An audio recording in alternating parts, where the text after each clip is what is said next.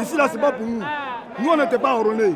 Mécontents, ces ferrailleurs déguerpis de la casse d'Abobo à Nador envahissent leur nouveau site de recasement, la casse moderne d'Abobo Ndotré.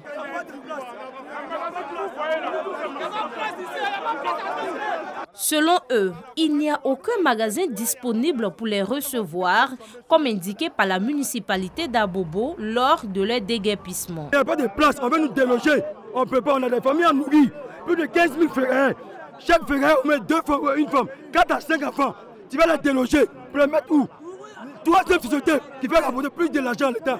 On est la troisième en Côte d'Ivoire. Nous, on n'a pas de magasin ici, on n'a rien sur quoi magasin. On a beaucoup d'enfants. Moi, il y a 10 enfants. Il y a 10 enfants à nourrir, ça fait 4 jours qu'ils ne travaillent pas. Les magasins sont fermés, effectivement. Mais on nous dit que ces magasins appartiennent à des personnes déjà. Bon, quels sont ces magasins vides alors qu'on nous promet? En conclusion, il n'y a pas de magasin disponible pour nous les ferrailleurs d'Abobo à Nador. Et pourtant, la mairie est formelle. Il existe environ 1200 magasins fermés sur ce nouveau site. Leurs propriétaires, eux, préfèrent rester à la casse d'Abobo à Nador. Il est question que les magasins qui sont fermés ici à la ferraille, et des gens sont installés, n'est-ce pas, à la ferraille d'Anador, Banco, alors qu'ils ont des magasins fermés ici. Que ceux qui ont plus de magasins qui sont fermés, qui viennent occuper ces magasins-là, c'est progressivement qu'elle va travailler. S'ils viennent occuper ces magasins, on saura combien de personnes qui restent comme ferrailleurs pour ne pas les réinstaller. Les responsables de la municipalité assurent. Un fonds de soutien est également prévu en vue de faciliter le recasement des artisans ferrailleurs vers Ndotré. Toutes les dispositions sont prises. Elle a même proposé le 27 décembre, elle a même proposé les accompagner pour le moment avec 10 millions. Pour le moment avec 10 millions, je précise. 10 millions pour bâtir l'entrée. Voilà, pour bâtir le terrain qui est là. Présent sur les lieux, le président de la fêtière des artisans ferrailleurs de Côte d'Ivoire, Mamadou Koné, a invité ces hommes au calme. Il les a exhortés à privilégier le dialogue. L'heure n'est pas à nous faire des histoires. Ceux qui sont là, ceux qui sont déguerpis à Bobo, nous sommes tous des frères. Nous étions tous sur le site d'Adjamé. Ce n'est pas entre nous qu'on doit se faire des palabres. Toutefois, les ferrailleurs émettent des doléances au premier magistrat de la commune. Madame le maire, nous ne sommes pas contre vos décisions. Nous sommes avec vous. Nous sommes en phase avec vous. Vous êtes notre maire. Nous allons avec vous. Partout où vous nous allez d'aller. Si vous dites d'aller à gauche, on ira à gauche. Si vous dites d'aller à droite, on ira à droite. Mais pardon, madame le maire, clémence, pardon. Impliquez-vous personnellement, donnez-nous un répit, mettez une commission en place pour voir clair dans ces problèmes de magasins-là. La casse d'Abobo Ndotré compte 3200 ferrailleurs recensés et plus de 100 garagistes. Être avec les enfants les plus vulnérables en cette période de fête et leur donner de l'espoir, ce sont des principes chers à l'ambassadeur de l'Arabie Saoudite en Côte d'Ivoire. Des moments de convivialité, d'émotion et surtout de joie vécus avec les pensionnaires de l'orphelinat garçon de Benjerville. À l'occasion des fêtes de fin d'année, 500 orphelins ont eu la chance de recevoir des cadeaux de la part de l'ambassadeur de l'Arabie Saoudite. La charité fait partie de la religion islamique. Un musulman offre bonté et aide à toutes les personnes en besoin, qu'elles soient proches ou lointaines, musulmans ou non musulmans. L'islam exhorte toujours les musulmans à payer l'aumône, à collecter les dons pour tous ceux qui en ont besoin. Occasion pour le président de la Fondation Paix et Unité en Afrique, Konaté Kassoum, de remercier l'ambassadeur et de féliciter le personnel du pensionnaire pour l'encadrement et la qualité de l'éducation qu'ils offrent aux orphelins. Chers enfants, ce cadre de vie particulier dans lequel vous êtes ne fait pas de vous des enfants marginaux, encore moins des enfants abandonnés. La vie a certes ses réalités, parfois tristes, mais soyez rassurés que vous n'êtes pas seuls. Car nous sommes aussi vos parents et nous serons toujours avec vous pour vous apporter l'amour, l'affection et la chaleur familiale dont tout enfant a besoin. Cette journée a été marquée par la prestation de nombreux artistes pour égayer les enfants. Je dis merci à son Excellence l'ambassadeur pour les cadeaux qu'il nous a offerts. Rappelons que c'est en 1972 que l'orphelinat de Benjerville a été créé. La journée est presque finie. Je retourne à la maison. J'ai faim, j'ai soif, j'ai mal partout. Une captivante lecture à voix haute de Kédi Bonner ou Rien, une œuvre écrite par le jeune auteur lui-même. Un bel exercice auquel s'adonne Gloire Wanief.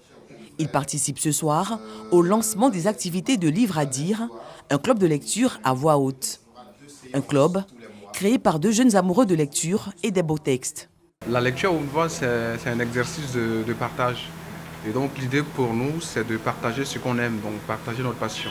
Et comme on disait au cours donc des échanges qu'on a eus, la lecture, tout simplement, c'est, si on veut parler sous forme imagée, c'est arroser son jardin, mais sans le savoir arroser le jardin de l'autre. Donc c'est donc avec beaucoup de passion qu'on participe à cet exercice-là, avec tout le beau monde qui veut bien nous rejoindre. À en croire les initiateurs, Livre à dire se présente comme le futur temple de la lecture et de la promotion des écrivains. Et comme perspective, les jeunes lecteurs ne manquent pas d'idées. On a 2 phases de développement. La première, ce serait donc d'organiser des ateliers assez rapidement, au-delà des clubs de rencontres qu'on aura régulièrement. Donc ces ateliers, ce sera des formations sur les fondamentaux et les bases donc, de la lecture à haute voix. Et puis la deuxième phase donc, de ce programme, ce serait d'organiser de grands événements autour. Et ces grands événements, ça pourrait être par exemple une grande nuit de la lecture à haute voix, une sorte de spectacle. On a l'habitude de voir des spectacles de théâtre, mais ça va être une façon originale de proposer quelque chose, mais là plutôt de lecture à haute voix. Et je pense que oui, on a quand même tout à y gagner. Ce soir, de nombreuses personnalités du monde de la littérature ont effectué le déplacement pour soutenir l'initiative. Je trouve salutaire et je voudrais remercier les organisateurs et les initiateurs de ce club de lecture à haute voix d'avoir bien voulu mettre Amadou Hampâté-Bâ à l'honneur. Cette action peut contribuer vraiment à la lutte contre l'obscurantisme, l'analphabétisme. Et donc j'invite tout un chacun. Et c'est pour ça que le concept de lire à haute voix est intéressant, parce que cette lecture n'est plus solitaire, mais cette lecture est audible.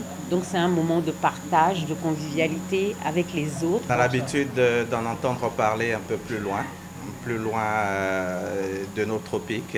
Et ici, c'est la première fois que c'est en train d'être fait. Je suis heureux de connaître les initiateurs. Je viendrai essayer d'écouter les autres, prendre quelques rudiments chez les autres, les ajouter aux miens et puis essayer de m'améliorer en lecture et puis pour mieux faire mon travail.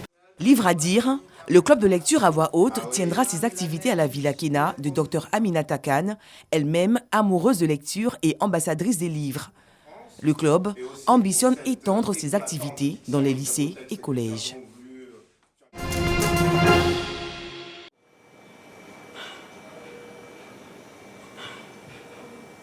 Le plus grand hôpital du sud-est de la France est surmené.